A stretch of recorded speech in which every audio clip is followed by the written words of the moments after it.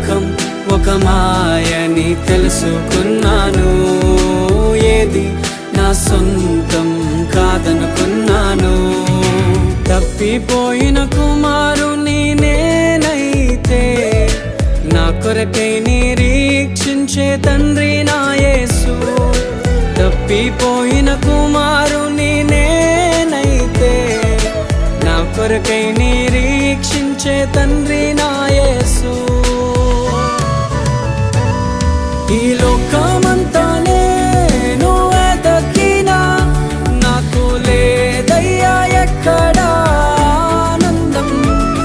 నీ సన్నిధిలో ఒక్క క్షణం